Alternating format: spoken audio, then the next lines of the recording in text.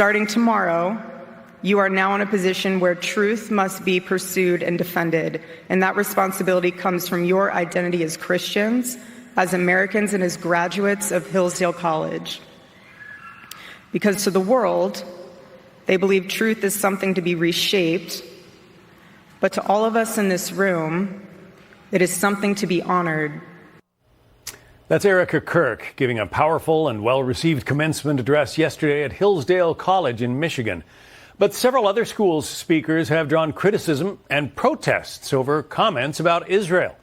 The Wall Street Journal calling college graduation speeches the riskiest gig in public speaking.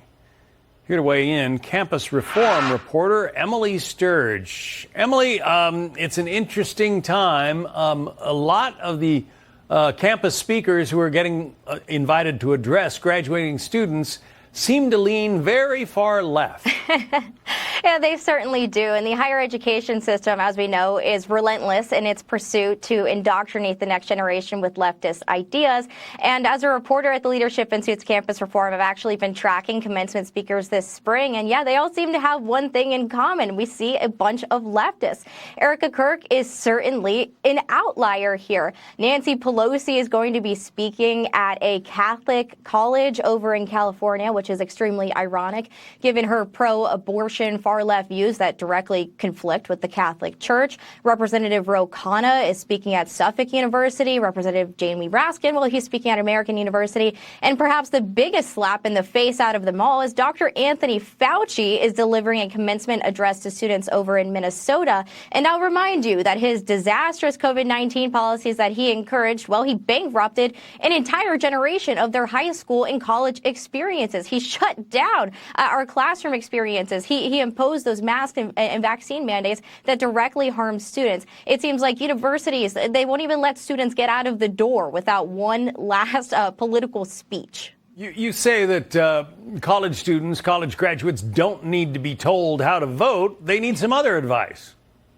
Well, absolutely. And universities need to remember here that, I mean, these students are going off into the workforce. They're going off into the real world. And instead, universities are injecting partisan politics into speeches here when, well, students just need a message of inspiration. But for far too long, universities have injected partisan politics into things that should be merit-based. That's something that we've reported at Campus Reform, too. Think about the admissions process, something that should be purely based on merit. Well, it turned into DEI check boxes in the admissions process for years. The same exact thing is happening with commencement ceremonies. They should be a celebration of student achievement. It's a time when families are flying across the country to celebrate as these graduates are walking across the stage. It's the last day that many of these graduates will be on campus with their college friends, and universities instead are choosing to make the entire day about politics, but that's a bottom line issue within the higher education system. Yeah, you can point to UCLA as one example of a university that,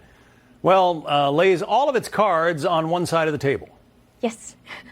Yes, you absolutely can. And we've reported at Campus Reform, we're actually looking into political donations ahead of the midterm elections. And we have found so far that 100% of the political donations from UCLA's faculty members have gone to Democratic candidates ahead of the midterms. But I'm not shocked at all because we know the left rules the higher education system. We've also reported a survey that said 90% of students said that they have faked progressive views in order to appease their liberal professors. That's the state of our higher education system. Free speech has suffered in the classrooms. Actual learning has been replaced with politics in the classroom.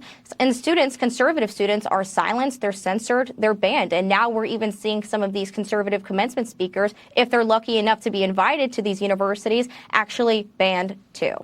Well, the lieutenant governor of South Carolina was essentially banned from speaking at South Carolina State University because of apparently her political viewpoints. She's a Republican.